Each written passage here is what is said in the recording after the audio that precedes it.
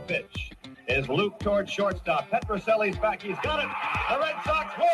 And he's pandemonium on the field.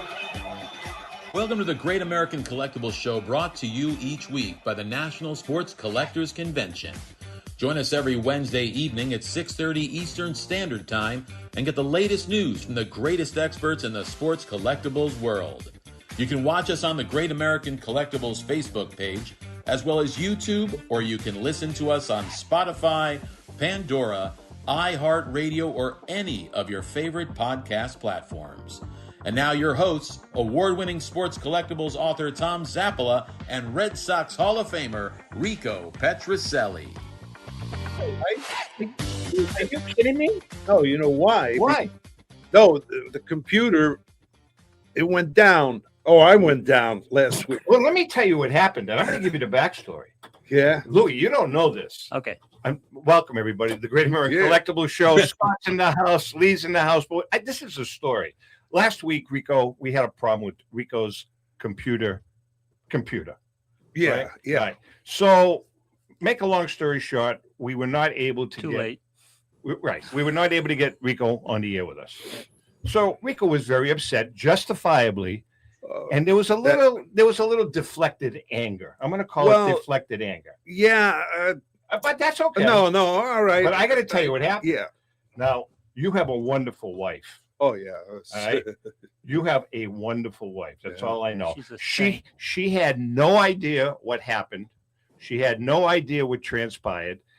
That night, I'm sitting in my Chase Lounge after the show, and I'm having a coffee, and my phone rings, and it's Elsie. She reams me. Oh, God. And she's like the gentlest person. Really? Oh, she says, Tom, I'm telling you right now, Rico's really upset. Blah. I said, Elsie, do you even know what happened? She goes, I don't care. She supported you 100%. Yeah, well, I appreciate that. But I was, two things. I was embarrassed that I couldn't get on because I just had it was a new computer, and that was justifiable. And so I got mad, and so and then I got mad, and of course you took it on your husband. Yeah, well, right. And the guys that you had on, Joe and Leighton, they were fine. They were laughing like crazy. Joe and I said to me, "Geez, I'm so embarrassed." Yeah, Joe Orlando. What do I know about? Joe Orlando said to me, and Leighton, they both said that was one of the funniest shows that they've ever been involved with. They had a blast. Yeah, but that's nice. No, but doesn't make you feel welcome, Rico. I know the basics of computers. That means I know how to put it on and turn them off. Right. So that's it. Well, my apologies to you. No. There's one other thing that you missed. And to Lou. There's one other thing that you missed that I did not tell you about. It happens, Rico. Just relax. Oh, yeah. I was so frustrated. Can I tell him stinking about when he came back on and he didn't know he was on? Oh, that's like 2 shows in a row, though. So is that right? Wait. Yeah. So now you must have been working on your phone. Yeah. I tried everything else. You didn't realize that you were on camera. Oh no, yeah. So you're going like this. And you're sticking your tongue out at us. We were howling. Oh my God. I had no idea. Anyways, welcome to the Great American Collectibles Show. It was good. Scott Russell from the Collector Connection in the house. Lee Behrens from Sterling Sports Auctions. Lee, you look kind of cool, man, without the hat on. You look like a accountant. Looks a lot younger, right? You do? Yes, it's the beard. Is that what it is? Oh, it looks good. Well, after I cut the whole beard off, then everybody's telling me I look younger. But no, you look good. You look good. Scotty, what do you think? Think he looks good? Sure, why not? Well, compared to Gee, thanks. All right, listen, Lee, you have an auction going on. Yes. Scott's going to be with us for the whole hour, guest hosting, but you have an auction going on. Why don't we talk about it? Yeah, the auction actually starts Friday, December 12th. So there is a preview that's up. I'll be adding to that until the start of the date. It's real nice. I mean, I have a couple roofs in this auction, a real nice E210 York Carmel PSA 2. Very nice. A well-loved 149-33 Gaudi. So we got those as the headliners, but we do have some other wonderful cards. O'Hare Polar Bear. Oh, Tough very card cool. out of the T206s. Gotta have a cob in there. Bad on. Is that bad? I can't see. Yeah, it's a bad on. Okay, yeah. What's the grade on that? It is a 1. There's a Okay. lot of bigger cards I have in this auction that are lower grade. A 53 Mantle in a 1 with a mark. But you know something? I'm telling you, we've talked about this a zillion times. Scott, we talked about this too. Lee, your inventory is geared for the average. I'm saying most of your stuff is geared for the average buyer who can afford it and own a great card. Right, and that's what the thing about the low grade stuff is. There's those core of people, they just want it and they don't have the budget to buy even say a 3 or a 4 in a big card. So like when you got the 53 Mantle, it's something like this that's is as affordable as it's going to get for most people. Will that go up? Will the prices ever go That's up? a good question. You know, the worth on those particular cards. Yeah, it's never hurt. I mean, because if the top end goes up, the rest of it all follows. That's what's Scott, so that's a good what are deal. your thoughts on that? I mean, It's not just budgetary constraints. There's a core of collectors out there. I'm sure you're familiar with Lee, the old baseball card guys, the OBC guys. They want to own it. They're not worried about condition. They want to have as many different cards as possible, which is a big competition in that group. And so condition just doesn't enter into it for them, regardless of what they can or can't afford. So there are pure collectors out there who, like a 1 MK on a 53 Mantle, perfect. I can get it, and I can still get 40 other things also. right. No, that's a good point. I mean, when I first started collecting my T206 cards, I can remember. I mean, I didn't know very much about them, but I loved the cards, and I was buying 1s and 2s. I mean, raw for $6, $10, $11, right? Yeah. Kept them to them, and then obviously wound up getting rid of them. But it was great to get started. That's how I got started. That's exactly what, when I got back onto eBay in about 2000, I can't figure out how I had 60 of them prior to that living in Minnesota. But in 2000, I got on eBay, and like Tom said, you could pick low grade commons up for $5 or $6. Absolutely. I would buy lots all the time and sell the doubles and keep what I had. And if you got something, Yeah, nice try in to the find a deal, that's lot great. of T206s anymore. No, that doesn't no, happen. it's a different day and age on eBay with that. Lee, what else do you have besides vintage cards? I mean, do you have on any boxes? What else do you have? I have a good one, champion John Sullivan. Once again, it's a 2 mark. Yeah. It's John Sullivan's always popular. Trying to think. I got a lot of raw cards, football, baseball. I had a gentleman that basically gave me 33 Gaudis, 34 Gaudis, Diamond Stars, 41 play ball, 52 tops, 53 tops, 54 tops, and they're basically all raw. So I have all those cards. I have in lots, most of them, but they're really nice, especially the tops ones. I was really disappointed in the grades I got from SGC, as nice as the cards were and what they came back at. It was like, wow, they've really gotten tougher. What do you guys? I'm going to ask both of you guys this question. So when you get a group of raw cards from a consignor that are going to be low grade, who makes the decision to either get the cards graded or sell the cards raw? I personally make the decision, and I look at what the price is. And to me, I look at, say, if I think it's near mint, I'll look at the price of X, because the way the grading is lately, I mean, it's just amazing how, like, that group I sent a 52s off, I thought, I might get an 8 in there, some 7s, and shoot, some of them were even coming back 4s, but I only got 2 6s out of the bunch. So it's like, I always thought I was a tough grader, but obviously the standards have really changed. Scott, what about you? How do you handle that when you get a low grade card, T206 card, for instance? Do you make the decision? Do you discuss it with the consignor? How do you? Our policy is, I mean, in effect, I'm going to wind up making the decision, but I always consult with the consignor because I am spending their money. So I usually give them a rundown of what we want to grade and the reason we want to grade it. And if somebody says no, then we don't do it because, again, we are spending their money. Gotcha. But, yeah, it's basically my discretion.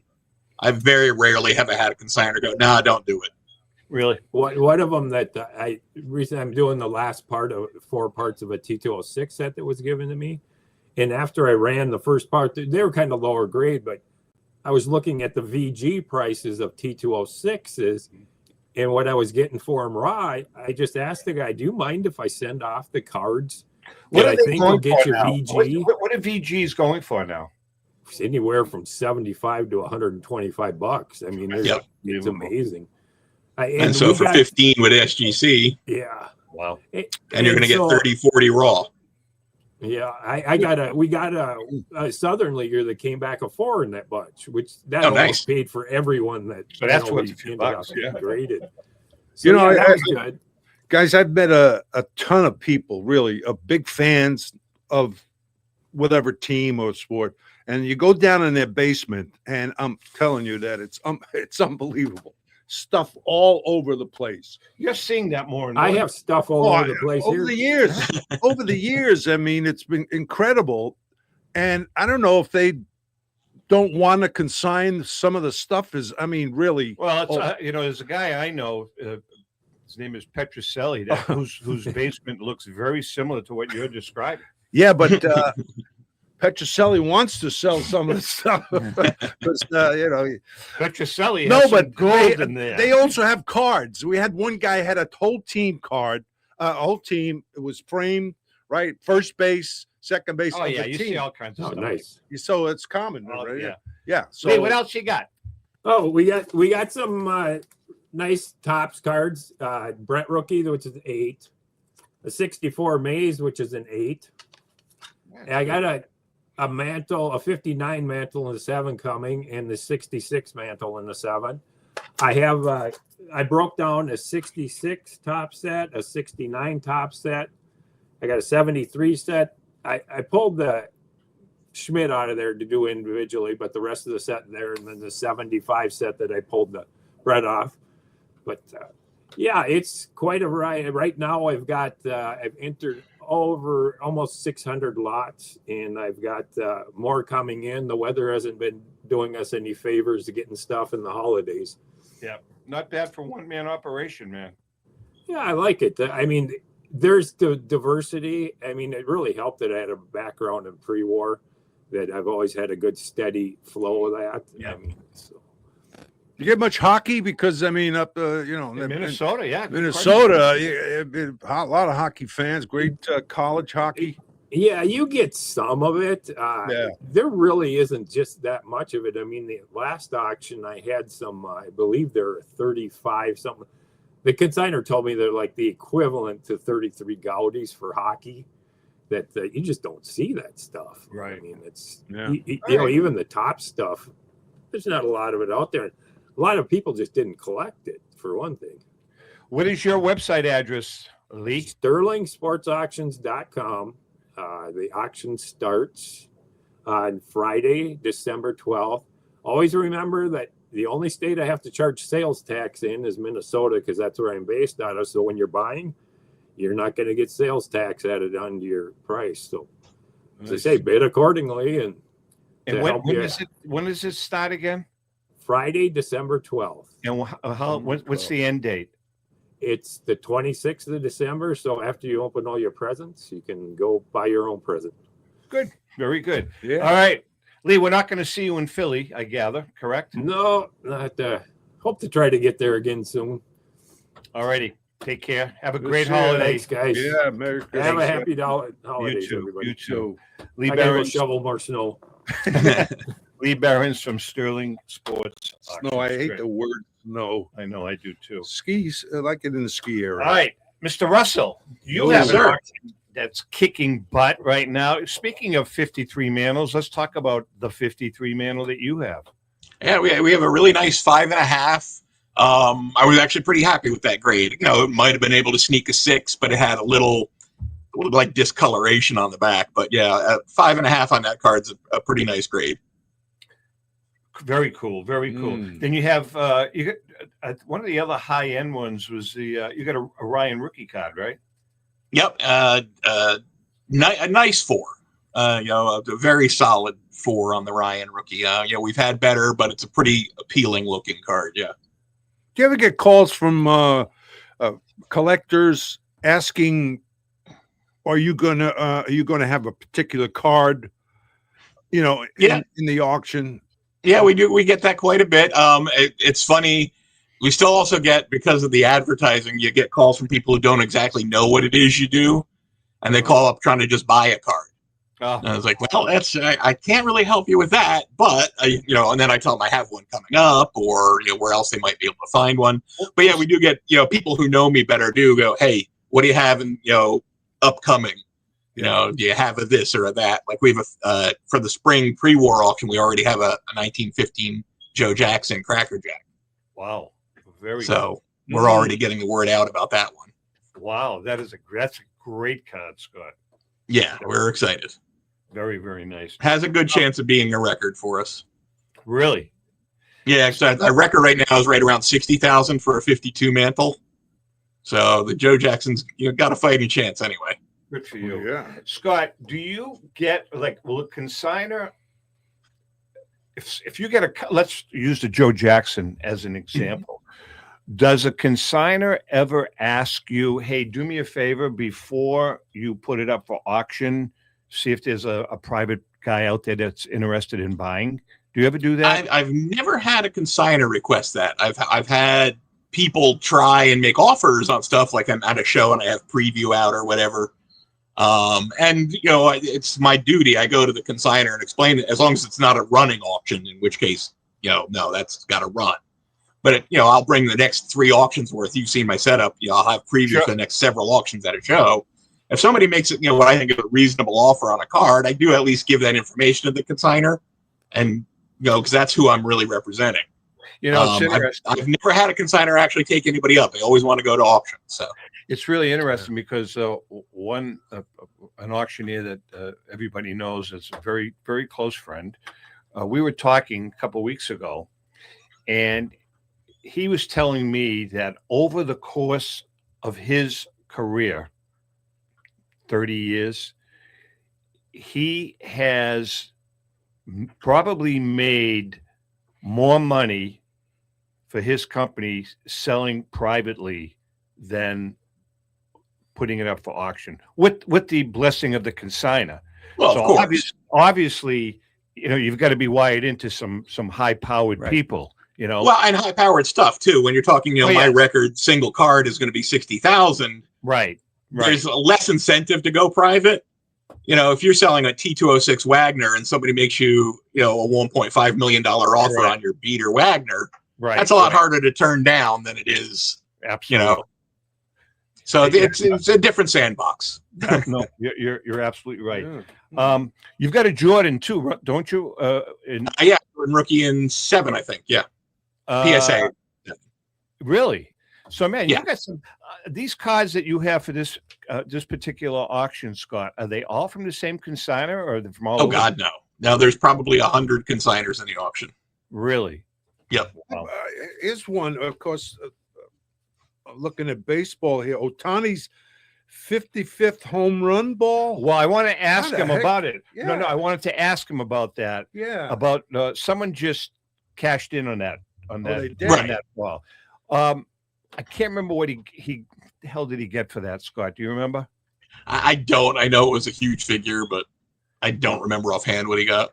All right. So my question is, the reason I wrote that down that I wanted to talk about that is because 55th home run ball, Ohtani, it's a record-setting ball. But does that ball really diminish in price if Ohtani hits 56 next year or 58 next year? I personally believe, unless it's an all-time record ball like the home run record or something that's got massive meaning, I think the time to sell it is immediately. I think even if Ohtani never hits 55 again in his career, that ball will, as the notoriety of the event fades, it's not an all-time record of any sort. So there's not any real massive history behind it, and the time to sell that ball is the second you get your hands on it. Good point. Scott, I think the kid Raleigh from Seattle, who's all kinds of records for a catcher, to me, his ball is got to be worth, if he can get it, if he has it, that home run ball, 60 home runs. I know. Are you kidding me? For a catcher, that's incredible. I mean, no, it's absolutely bonkers, but it's not an all-time record of anything except for a catcher. For a catcher, which, that's still not going to maintain the historical interest that. Well, plus he's playing in Seattle. What if it was New York next year? Yeah. What if it was in New York? Of course. And, if he's a Yankee, of course it makes a difference. Yeah. Scott, before we take a break, I want to get your thoughts on, there seems to be a lot of fraud in the hobby these days. I think it's pretty rampant. Do you think anything can be done to police all of this crap? The biggest problem is that people are getting in line volunteering to be taken advantage of. The whole idea that there's people out there who still think that they can get something for nothing. Yeah. There's still people out there who there's no deal that's too good to be true. It's common sense can't be legislated. We can't force people to use their heads. We can, in our case, we can run as honest an auction with all the guarantees in place and everything that we do. And we can, recommend people that we trust in the hobby and use sources that we, respect, but we can't force the buyers to do the same. There's an old saying, stuff trumps everything.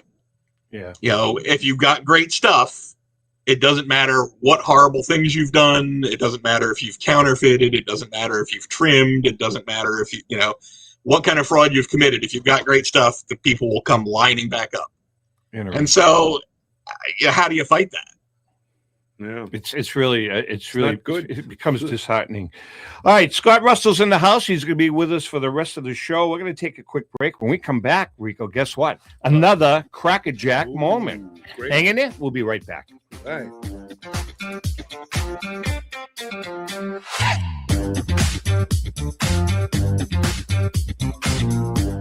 I'm Rebecca Curry, a two-time child cancer survivor, recipient, and advocate for Lucy's Love Bus. The mission of Lucy's Love Bus, 501c3 nonprofit, is to provide joy, comfort, and quality of life for the entire family of children with cancer. Since 2006, they have delivered love and comfort to over 3,000 children with cancer and their family members across New England. The dream of Lucy Grogan, an 11-year-old cancer patient, was to help kids with cancer who are suffering right now, before there is a cure, by offering free, integrative therapies like art, music, horseback riding, and many other activities. Unfortunately, Lucy passed away, but her dream lives on, and today Lucy's Love Bus is thriving. I'm Red Sox Hall of Famer Rico Petroselli. I hope that you'll consider supporting Lucy's Love Bus and all of those children who have been stricken by cancer. The Great American Collectibles Show is partnering with Lucy's Love Bus to help these kids. Let's continue Lucy's dream. Please go to lucy'slovebus.org for more information. Since 1996, Brian Drent and the staff at Denver's Mile High Card Company have led the charge in the collectibles hobby. Mile High is a full-service dealer specializing in buying and selling cards and offers a competitive consignment program for all collectors. Whether it be their computerized want list service, appraisals, or auction services, Mile High has it all. If you've been searching for a company with a selection of high-grade vintage 1888 to 1970 baseball cards and memorabilia that shares your passion, aim high, Mile High. Go to milehighcardco.com or call 303-840-2784 for more information. Let's go! Batter up! Hi, everyone. This is Rico Petroselli. JustCollect.com. a leader in the vintage sports card industry, is giving free appraisals on your vintage cards. They'll evaluate your collection for free and let you know the value of it at no cost and no obligation. If you're ready to sell, JustCollect.com will offer you industry-leading prices to buy your card collection. To begin your free baseball card appraisal, visit JustCollect.com or call them at 732-828-2261. That's JustCollect.com for your free vintage card appraisals and top buy prices for your cards. Check out JustCollect.com today. Hi, this is Dan from Memory Lane Auctions, here to remind you that the renowned Memory Lane Collectibles Company has served as a beacon of light to the collecting community for the past several decades. Indeed, folks, it has been our utmost privilege and pleasure to provide the most enthusiastic collectors with an abundance of the finest sports cards and memorabilia for America's most coveted sports personalities via our world-class auctions. Whether you choose either a private sale transaction or the auction route, Memory Lane cordially invites you to reach out to us to maximize the value of your prized possessions. Also, it is not just sales that we pride ourselves on being the best of the rest, because if you are seeking a particular keepsake for your esteemed gathering, we will be relentless in our quest to find that special piece to fulfill your collecting dreams. So no time to wait. Reach out to us today for the purposes of capitalizing on our unparalleled marketing capabilities. Simply pick up the phone and dial 877-606-5263. That's 877-606-LANE, or find us on the World Wide Web at www.memorylaneinc.com. Now is the time for your valued consignment to ultimately become another one of Memory Lane's record-setting prices. With record-breaking sales from everything from the white border T206 Honus Wagner for $3.12 million to some great items that support the Jackie Robinson Foundation, Golden Auctions has set the highest standards for the finest in sports cards, autographs, and game-used memorabilia. We're always accepting consignments of high-end premium sports treasures or entire collections. Please register for our next auction and bid now at goldenauctions.com. That's golden with an I. We at Golden Auctions are committed to providing unsurpassed customer service for the discriminating collector. That's exactly why we're the leader in the industry. Visit goldenauctions.com or call 856-767-8550. Remember, Golden Auctions. We don't just break records, we shatter them.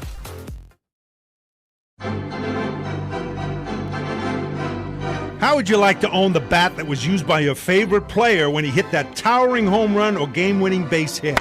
Now look no further than JT Sports, specializing in the sale and authentication of professional game-used bats.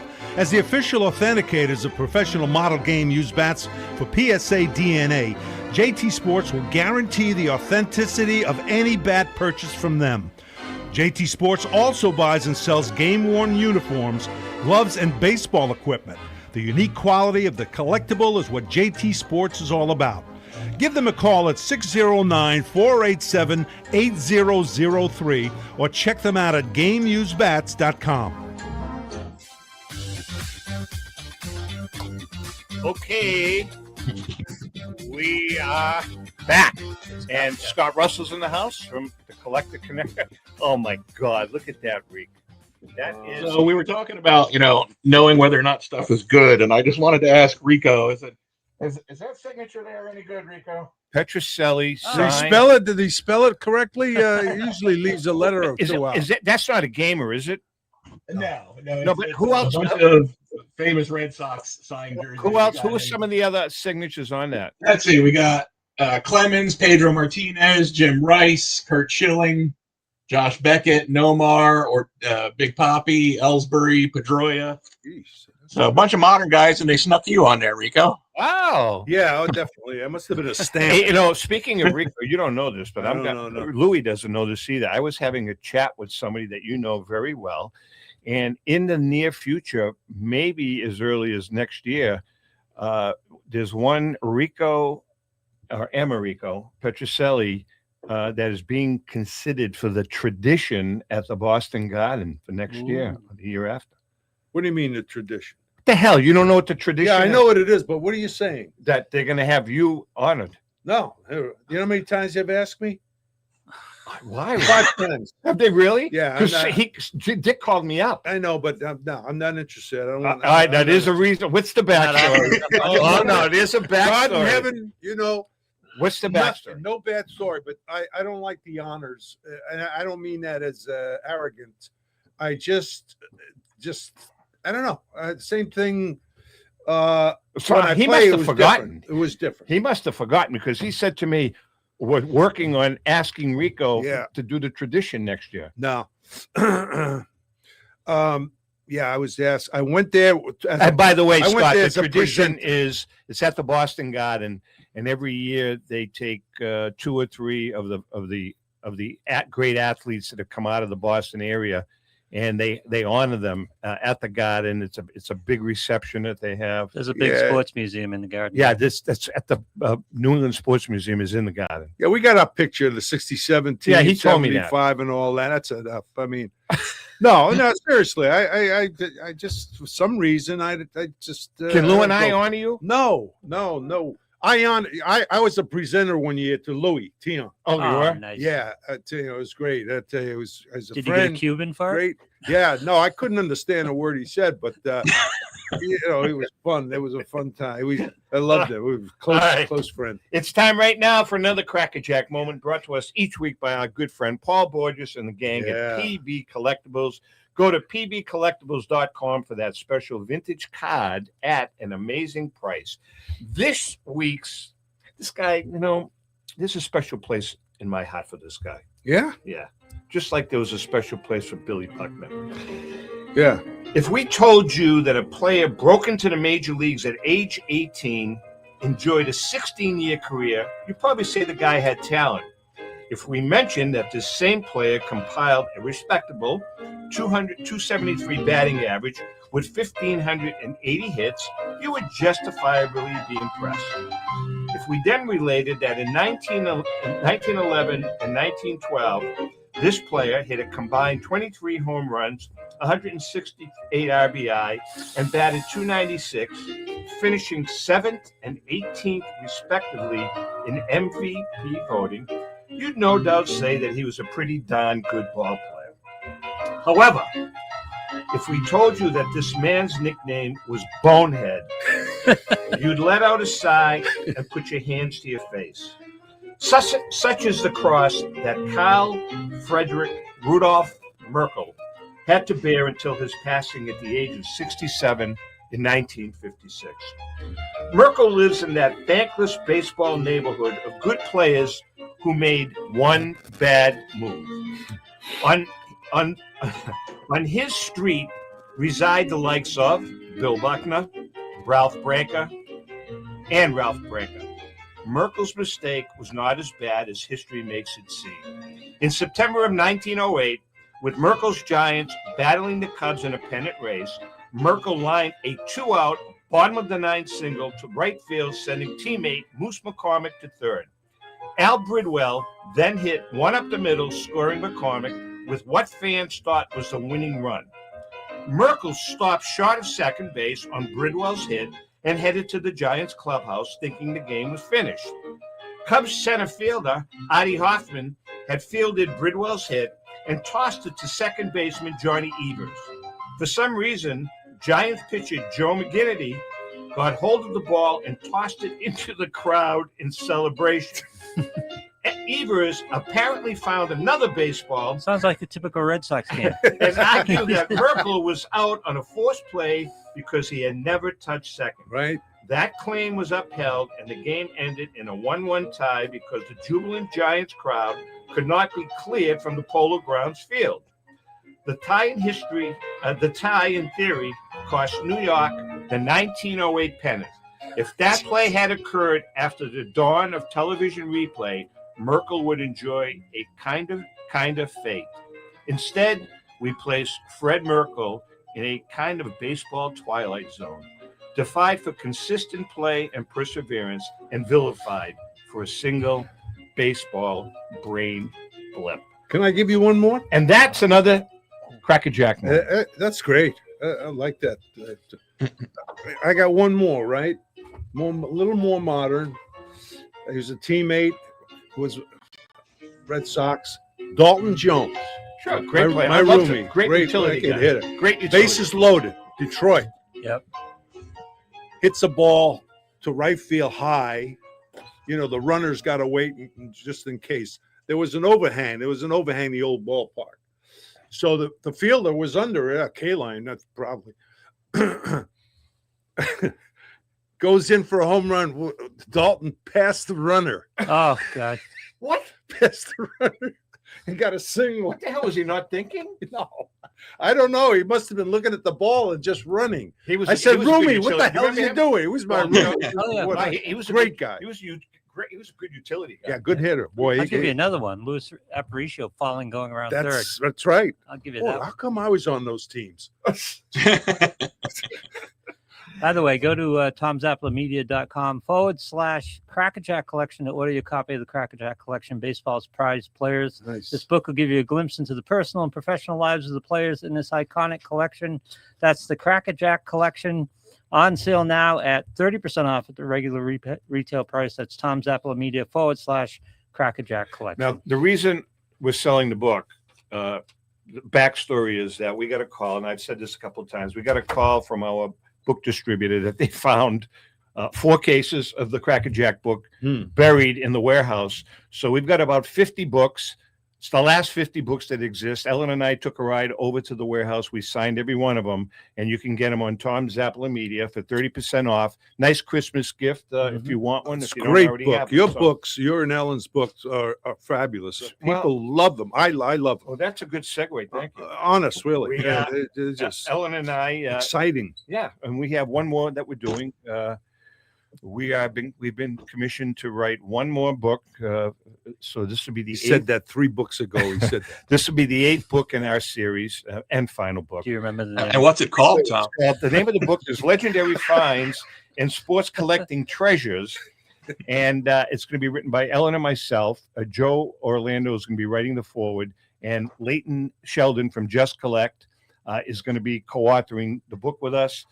It's going to be a fun book. It's about all the great finds that have come across the hobby world. But then we've got another section. The next chapter, second chapter or section is called Epic Treasures. And we're going to talk about a lot of, they're not necessarily finds, but they're treasures that were new to the hobby. Like, for instance, the Wagner T206, the Diamondback Wagner. The Gretzky McNall Wagner. Yeah, the McNall Wagner is really not a find, but it's an epic treasure. So we're going to have a lot of that in it. As a matter of fact, Scott, I got to tell you guys, there's another auction house. I guess I can mention auction competition, right? You guys are all friendly, right? Yeah. Heritage Auctions over the next 2 years. I want you to just see if you can wrap your arms around this. They have a consignment that kind of came out of nowhere. And this gentleman, it was a woman, her great uncle or a great grandfather was a collector. This guy lived in New York. This guy used to live, he did it basically, it was his livelihood because he says he was so obsessed. He hung out at Yankee Stadium every day, then got to know the players. They consigned to Heritage Auctions a complete 1952, 1948 Bowman, 1953, 54, 55, 56 Topps set, complete sets. Wow. Signed, every card signed in ink at that time period. So he's got a 51 Bowman and a 52 Mantle signed in ink when they were rookies. With his rookie signature, yeah. Right. Wow. He also has a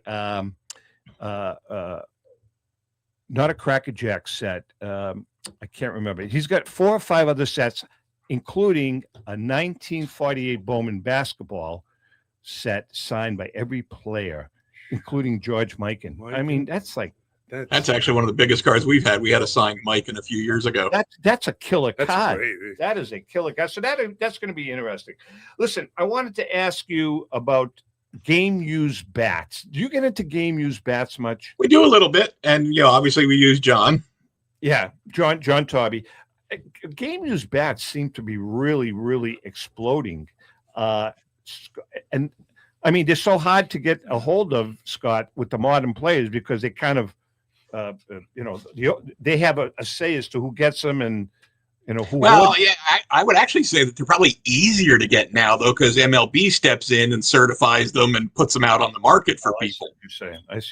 As opposed to you had to get lucky and maybe they cracked one and a bat boy handed you one, or back in the day they didn't have a path to the collector, so you had to have a weird set of circumstances. One of the cooler bats we've ever had was actually an early '50s Granny Hamner gamer. Not that Granny was a fine player, yeah, but the fact is there's just not a lot of that kind of bat out there. Yeah, really. Well, cool. The signatures now is big, right? I mean, huge. The bigger, Huge. So there's some players you'll never get. I mean, have passed away, right? They never signed. And there is a big, which is what makes those heritage autograph sets so insane. Yeah, exactly. Yeah. Right. I mean, you can have, there's signed 52 mantles out there, but they're signed in Sharpie when he signed them in 1968 or whatever. Yeah. Or 1984 in Atlantic City in '85 when he was at the casino. But when you get a 52, think about it. When you get a 52 tops mantle signed in pen in 52, when the guy handed him that card, he wasn't the Mickey Mantle that we know today. Yeah. He was Mickey Mantle, a rookie kid trying to make the team. And the autograph is completely different. You just said something about the moderns now, right? People do that now with the players. They take a chance, right? Now, I don't want to get into modern because I really do like vintage. I'm saying the only thing I with moderns, because I want to see the industry continue. Yeah, you're still rolling continue. the dice. I know, but still. You're still rolling but, the dice. Just some of the guys, do you get signed Cobb? Yeah, you can find them, but they're hard to find. Scott, you have a bunch of signed cards in your auction, right? Yeah. Yeah, we've got a 51 Bowman Duke Snyder, the Duke. 61 Topps Musial. So we have some nice signed cards in this one, but they are all modern signed. Yeah, but they're still worth significant money. Signed in 51. Right. They're still worth significant money. Oh yeah, they absolutely. I mean, especially because now Snyder and Musial are they haven't been with us for a little while. And getting cards signed still really wasn't that big a thing until fairly recently. Right. So, having a signed card has still got a little bit of extra cachet to it. What about, I mean, I could see that. What about signed baseballs? Signed baseballs holding their own? Yeah, baseballs are still, I would say the go-to for the autograph collector. The autograph card, that's kind of a melding of the two collectors, but the pure autograph collectors seem to still want balls more than anything else. Do you have any in your auction? Oh, I'm sure we do, but I'm not going to think of what we have offhand. We just had Beckett actually into our offices, and they did hundreds of balls for us. So I'm sure we're waiting for letters for a bunch of the better ones, the Mantles and the DiMaggios. But I know that some of them made it into this auction. Scott is I think there's a Barry Bonds ball, I believe, which actually isn't the easiest ball in the world to come by. Is Beckett still a good go-to company for autographs and signatures? Oh, I feel like they are. Yes. No, I agree with that. I think they're excellent. I really do. I think. Yeah, but the Philly show, which we're going to, look at the guys that they have on. Actually, why don't you do that right now? You want me to do it? This is a good lead-in. Because the guys that they have now, you get their autographs. Start at the top. You get their autograph. Work your way down. Certainly. Hi, Tom. Sorry for the delay. Is that the lead-in? Oh, the Philly. Let's do this. Yeah, the Philly show returns December 12th through the 14th at the Greater Philadelphia Expo Center in Oaks. See? Celebrating 50 years of connecting collectors, athletes, and fans. And I'm telling you, you two are traveling together, right? Oh, yeah. Okay. Oh, yeah. Oh, yeah. Shop over 600 dealer tables across 150,000 square feet of sports cards, memorabilia, sealed products, collectibles, and an expanded Pokemon and TCG section Now over 100 tables. Lou, we got to get you down with us one of these days. From vintage favorites to the latest releases. Pokemon is Keep big. Rico away You from got the it. Pokemon You cables. can't. Yeah, what are you going to do? You can't blame them. Grading and authentication companies Scott's a big Pokemon will guy. be on site along with the major sports auction houses for submissions, valuations, and appraisals. Kids 10 under are free. Think I can get in there? No shot. I wear shorts. Houses for free. Yes, that's right. Grading authentication will be on site along with the major sports auction houses. I mean, kids 10 under are free with a paid adult. And active duty military and veterans receive half off admission with proof of service. And don't miss our community trade nights happening Friday and Saturday evening. Open tables, great energy, and collectors trading with collectors all night long. Now the autograph lineup. Listen to this. Now, all kidding aside, with more guests still to be announced. Meet current Philadelphia Eagles stars Cooper DeJean, Reed Blankenship, and Brandon Graham. Philly stars and legend of the past, Cole Hamels, Good player. hell of a pitcher. Larry Bowe, he's a good friend of mine. Lenny Dykstra. Lenny is coming out of the tombs to be in the show. Baseball Hall of Famers, Vladimir Guerrero Sr., get his autograph. Edgar Martinez, Eddie Murray, Tony Perez, Alan Trammell, and Dave Winfield. Look at this NBA Hall of Famers, Dennis the Worm Rodman, and Dominique, the human highlight reel Wilkins. Yeah, he was something, Dominique Wilkins. And Yours truly. this is amazing. The one, the only, Rico Petrocelli will be signing on Saturday. Yeah. From, I believe, 11 to 12. Okay. And everybody is really excited. Joe Drellick is very excited that you are going to be there signing.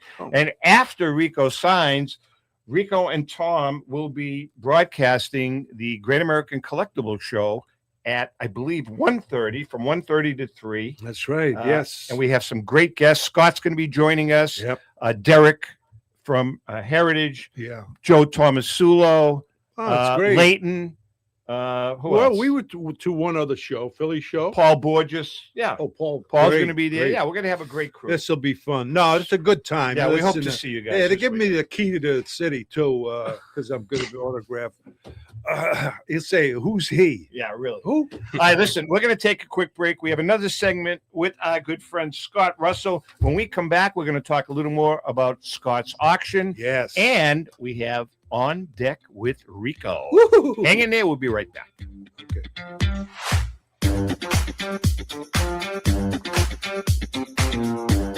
I'm Rebecca Curry, a two-time child cancer survivor, recipient, and advocate for Lucy's Love Bus. The mission of Lucy's Love Bus, 501c3 nonprofit, is to provide joy, comfort, and quality of life for the entire family of children with cancer. Since 2006, they have delivered love and comfort to over 3,000 children with cancer and their family members across New England. The dream of Lucy Grogan, an 11-year-old cancer patient, was to help kids with cancer who are suffering right now, before there is a cure, by offering free, integrative therapies like art, music, horseback riding, and many other activities. Unfortunately, Lucy passed away, but her dream lives on, and today Lucy's Love Bus is thriving. I'm Red Sox Hall of Famer Rico Petrocelli. I hope that you'll consider supporting Lucy's Love Bus and all of those children who have been stricken by cancer. The Great American Collectibles Show is partnering with Lucy's Love Bus to help these kids. Let's continue Lucy's dream. Please go to lucyslovebus.org for more information. This is Brian Drent, president of Mile High Card Company. Is your sports card and memorabilia collection properly insured? For easily replaced personal property, homeowners insurance is all most people need. But for prized possessions that you may have spent a lifetime collecting, it doesn't go nearly far enough. Collectibles Insurance Services has been insuring for over 50 years. They offer a full range of protection and a $0 deductible at an affordable rate with no appraisals required. I know because they insure my collection. If you have a minute, go to collectinsure.com and learn more about insuring your personal card or memorabilia collection. Pristine Auction is a family-owned and operated online auction specializing in autographed memorabilia, sports cards, coins, art, and collectibles. Since their founding in 2010, they've grown to 2 facilities in Phoenix, Arizona, totaling over 60,000 square feet. Jared Cavalier and an incredible staff of over 150 team members serve a very large customer base and enjoy every minute of it. By working with leading authentication companies, Pristine ensures all items are 100% authentic. In addition, third-party authenticators regularly travel to Pristine Auction to provide authentication services on site. Pristine Auction strives to operate its business in a way that's honoring to God, their families, and their customers. With a strong focus on speed, quality, and premier customer service, their mission is to be the leading online auction for every level of collector and fan. Pristine also works for Hope Sports and Identity Hoops International, traveling to Mexico to build houses for the less fortunate. Pristine Auction offers several online auction formats with thousands of auctions ending each day. For more information, go to pristineauction.com. That's Pristine Auction, the best in the business. If you're a discerning collector interested in owning the most important pieces in the hobby, look no further than Leland's Auctions. The original sports auction and appraisal house, Leland's was established in 1985 by legendary Pioneer founder Joshua Leland Evans. And today, President Mike Hefner carries on their tradition. From the Tom Brady card and memorabilia collection to the famed Boston Garden auction to high-end card auctions from every major sport, Leland's has always maintained the highest standards. Go to Lelands.com and get your bid in. That's Leland's, the hobby's leading sports auction house for 4 decades. It's often been said that championships are won on the practice field, and world records come only to those willing to work harder than everybody else. Heritage Auctions is the world's largest collectibles auctioneer because we believe that becoming the best is only an invitation to the challenge of remaining the best. This requires the skills of the hobby's top experts, capable of identifying and maximizing value for our consigners. It requires the most visited website in the industry, courting a global audience of collectors over 1.5 million strong. It requires a dedicated press department that expands our global reach far beyond the entrenched hobby marketplace. It's hard work, but a simple premise. Present the finest collectibles to the largest population of potential buyers, and world records will come. We invite all listeners to put the unmatched power of Heritage Auctions to work for you. Auction evaluations are always free, and our commission-based fee structure ensures that our interests are always aligned. The highest possible price for your collectibles. There will always be new world records to chase, so let's chase them together. Visit our website at ha.com and request your no-obligation review today. Hi, this is Dan from Memory Lane Auctions, here to remind you that the renowned Memory Lane Collectibles Company has served as a beacon of light to the collecting community for the past several decades. Indeed, folks, it has been our utmost privilege and pleasure to provide the most enthusiastic collectors with an abundance of the finest sports cards and memorabilia for America's most coveted sports personalities via our world-class auctions. Whether you choose either a private sale transaction or the auction route, Memory Lane cordially invites you to reach out to us to maximize the value of your prized possessions. Also, it is not just sales that we pride ourselves on being the best of the rest, because if you are seeking a particular keepsake for your esteemed gathering, we will be relentless in our quest to find that special piece to fulfill your collecting dreams. So no time to wait. Reach out to us today for the purposes of capitalizing on our unparalleled marketing capabilities. Simply pick up the phone and dial 877-606-5263. That's 877-606-LANE, or find us on the World Wide Web at www.memorylaneinc.com. Now is the time for your valued consignment to ultimately become another one of Memory Lane's record-setting prices. Hey, I'm Mike Petroselli. If your company is looking for the best in marketing and promotional items, you'll hit a home run with Petroselli Marketing. With over 8,000 suppliers and 650,000 imprint-ready items, we can get your company the visibility it needs to get your maximum exposure. Whether it be office promotions, wearables, automotive, sports items, and everything in between, Petroselli Marketing can do it all. Our design staff will even work with you from concept to delivery and customize your products.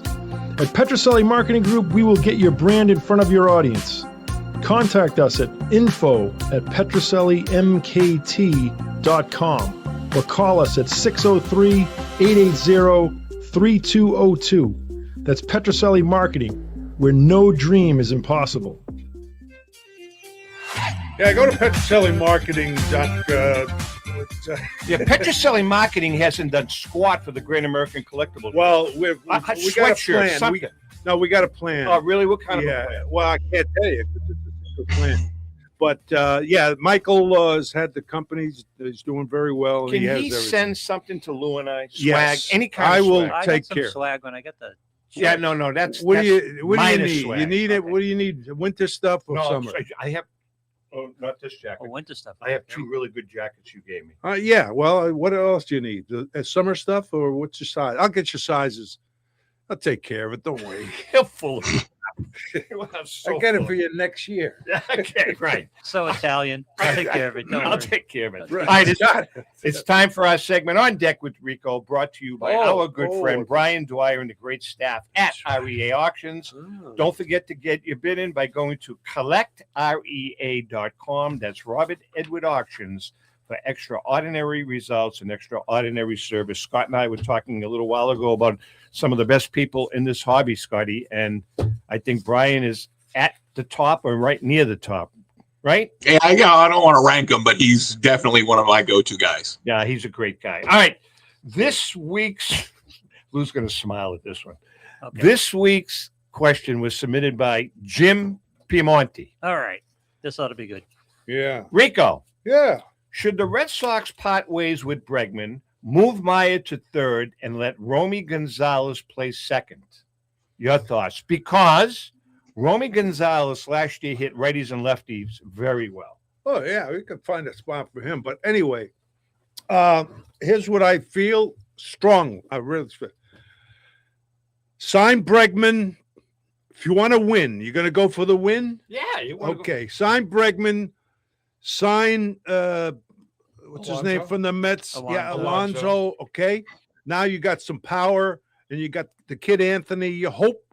Listen, don't make Anthony a Hall of Famer yet. Yeah, I love him too, but Okay, let him. fair enough. Let him do it. But him, and they they have a hell of a lineup. So what do you do? And then I go after a pitcher with the kid Duran and others to sign to try to get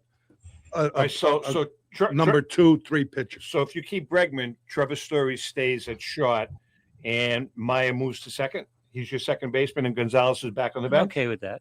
I am too. Yeah, Gonzalez yeah. are I mean, fine the thing is, you're gonna make moves. You know, you have guys, and if one guy doesn't work out, let's say in second base, you maybe have another guy. But you got a solid outfield. Well, are we in agreement that Sonny Gray is not a number 2? No, Sonny Gray Right? is no, he's not a number 2. They need, Crotchet is fabulous. I mean, Nice, good. Crochet or Crotchet. They're not going to sign anybody. You don't think so, huh? No. Doesn't look like it. I know. John Henry is leading the fight for the new CBA, which will have a salary cap. He's not going to sign a contract more than 2 years. He's not going to do it at this point. So do you think that they're gonna like Peyton Tolley and the other kid? They're gonna roll the dice with them? Yep. Okay. All right. And we're going to It's a have good strike. point, though. That's right. We'll see if we have baseball in 27. Wow, They're interesting. foolish. All right, Foolish. Scott. Rico wanted to ask you a question. Do you remember the question you were going to ask? Yeah, what's hot? What's hot? What's hot and what's not? I'm always surprised, Nolan Ryan stuff has been popular forever, but boy, the low and mid grade Ryan rookies are really high right now. I mean, the 4 on our auction is already higher than what we projected it to finish for. We've got several days left. Really? Mantle never slows down.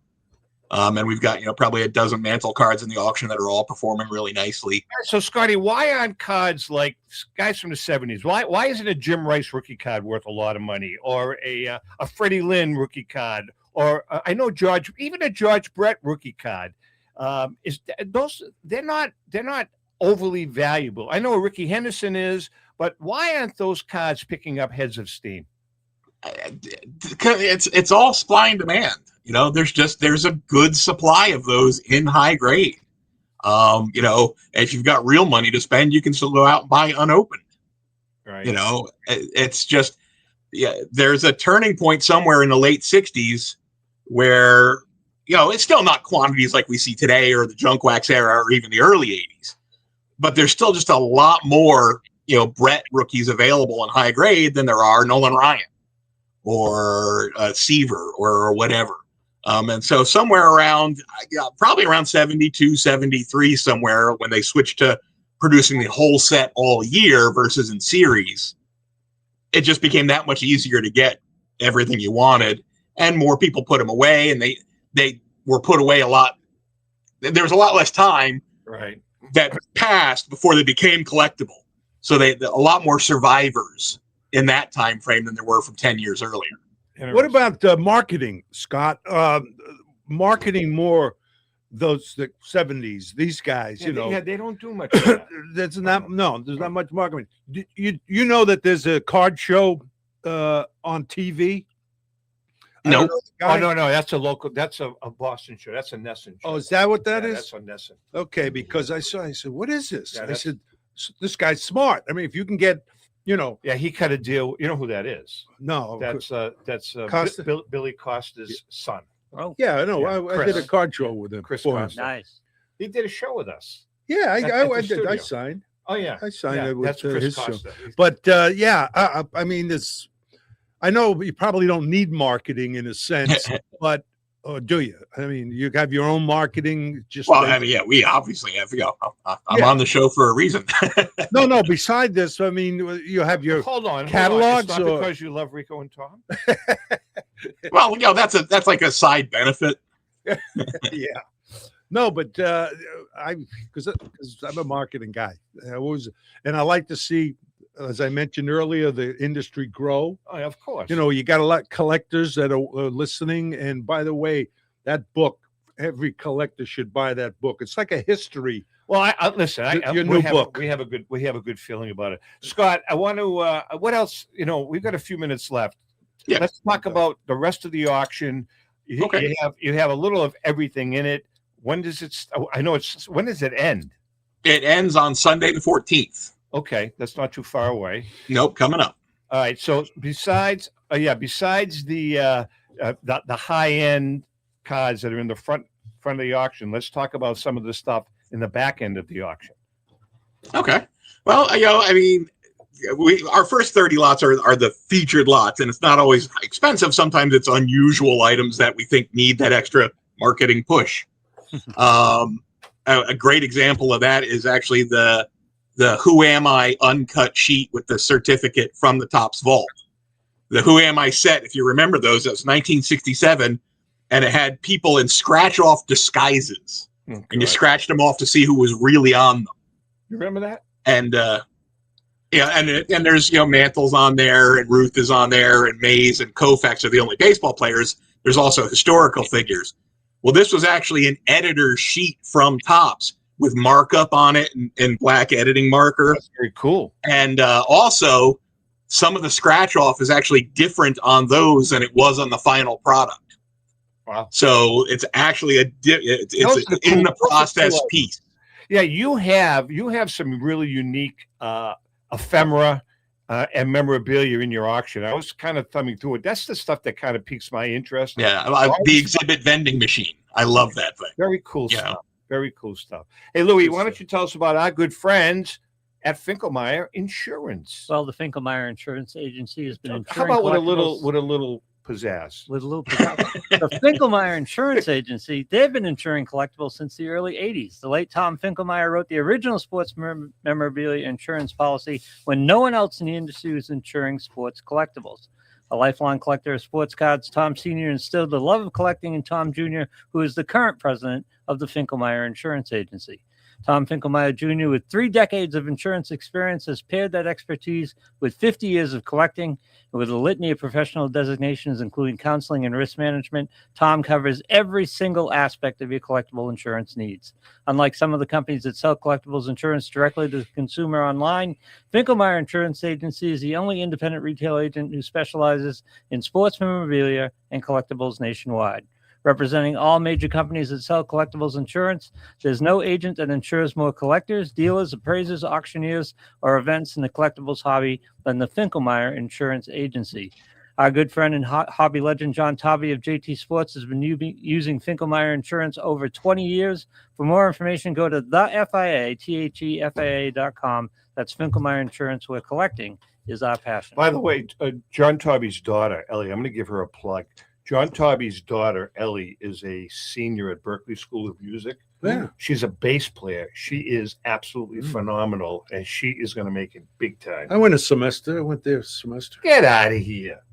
Magnano, I was playing, wanted to learn vibes, right? I was a drummer, and he was a drummer. Don Alessi, don't you remember the guitar player? Yeah. Don Alessi, Magnano was in, was his drummer. Would you flunk out? No. I could read music. This is and totally off the thing, but I thought of you, Tom, the other day. Scott, because in got any Newburyport, pianos? in Richfields, and it's kind of a famous place in Newburyport. Yeah. They had a sign up on the bulletin board. The original drummer for Santana, is in Newburyport giving lessons, apparently. Ooh. What? Mike Shreve? No, Mike Michael Carabello. Carabello, Yeah, he's the conga player. Oh, the conga player. Is he there now? He lives there? I don't know. There was just a sign that said, had a local number, and it said, Scott, you got any drums? Michael Carabello, man. He's great. Haven't branched out yet. All right, we're just about out of time. Scotty, we're going to see you this coming weekend. Yep. Yeah, in Philly. Yeah, great. So if you want to preview anything in the auction, we'll have it there. Yeah, well, actually, it's going to be a good opportunity. Oh, wait a minute. It's going to be a good opportunity for you to bring it on the show. Yeah. Yeah, there you go. Yeah. Right? Bring a couple of items with you so we can talk about what's going on. Bring the ones that are have some pizzazz, though. You know what I mean? Pizzazz. Some pizzazz. You're into pizzazz, huh? Actually, real quick, Tom. 90 minutes of that show. Right. We're going to run next Wednesday, full 90 minutes, an hour and a half show. The show is being taped on Saturday, and then So if you can't make it to the show, check us out Wednesday night. Yeah, and we're going to be working, by the way. I think from what I understand, it's going to be simulcast by iHeartRadio and Fox Sports, the Fox Sports affiliate down there. Nice. Are going to be our show will be on with them. What are they going to interview? I don't know what the hell they're going to do. We'll find out when we get there. Yeah, no, it's great. Phil, make sure you wear your tux. Rico's working up an invoice in his head. Are you going to wear a GAC? What are we doing? Are we wearing right? Are we wearing GAC shirts or not? I didn't pack one. Should I pack one? In case, yeah. I'm going to pack one in case. Just in case. Because you're not going to wear But I'm wearing sweaters. I'm wearing. Yeah, I am too. Sweaters, long underwear. Scott, what are you wearing? There you go. I think what we can do, because you can't wear that shirt when you're signing. No, I won't. That's gauche. No, you know what? Maybe I wear it every week, and it's starting to get crusty. So, wash the damn thing. No, I don't want to. I don't want to. I fold it. Do me a favor. Bring it. I'm going to bring it. I'm going to bring mine, If and then only we'll you decide. knew someone who could get you another shirt. Scott. Right. Before we leave, these jerseys, these shirts that we have, you would think that Rico would supply. We get them from his own company. No, it's not my company. Oh, it used to be. It's his kids' company, and it's like getting a root canal. It's like pulling teeth trying to get a freaking jersey out of them. They haven't asked, Scott. That's why. I'm waiting. And how much does he pay, Rico? Yeah, right. Hey. No. All right, listen, we're just about out of time. Scott, we'll see you this weekend. Great. Yes, to our viewers, if you guys are at the Philly Lou, show, great job as well. And if you're at the Philly show, stop by and say hi to Rico and I. I hope so. And that's it. With that being Well, said, we'll Louis, sign great with Philly. job. Special thanks to Lee Behrens, Yes. Scotty Russell. We'll see you at the Philly show, and happy collecting.